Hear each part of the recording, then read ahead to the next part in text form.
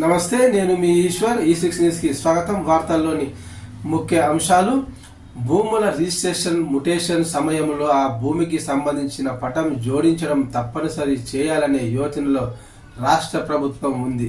ఈ విధానం అమలు చేస్తే భూ వివాదాలు, డబుల్ రిజిస్ట్రేషన్లకు అడ్డుకట్ట పడుతుందని భావిస్తుంది. కర్ణాటకలో 2008వ సంవత్సరం నుంచి దశల వారీగా దీన్ని అమలు చేస్తున్నారు. ఈ విధానం వల్ల సత్ఫలితాలను ఇస్తుందని అక్కడి రాష్ట్ర ప్రభుత్వం పేర్కొనగా, ధరణి కమిటీ సభ్యులు కోదండరాంరెడ్డి, సునీల్ కుమార్ ఈ నెల 5వ తేదీన కర్ణాటక వెళ్లి అక్కడి రెవెన్యూ చట్టాలను అధ్యయనం చేశారు. తెలంగాణ భౌగోళిక వాతావరణం, ప్రస్తుతం చట్టాల నేపథ్యంలో ఎలాంటి మార్పులను చేయవచ్చనే విషయంపై ఆ రాష్ట్ర రెవెన్యూ మంత్రితో చర్చించారు. తెలంగాణలో 1936లో భూముల సర్వే జరిగింది.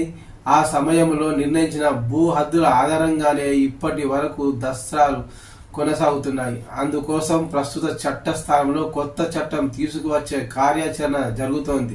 వాస్తవానికి ముందు నోటీసులు జారీ చేసి సమస్యలను పరిష్కరించాల్సి ఉండగా, నోటీసులు ఇచ్చే అధికారం అధికారులకు ఎవరికీ లేదు. చట్టంలో ఈ నిబంధన పెట్టలేదు.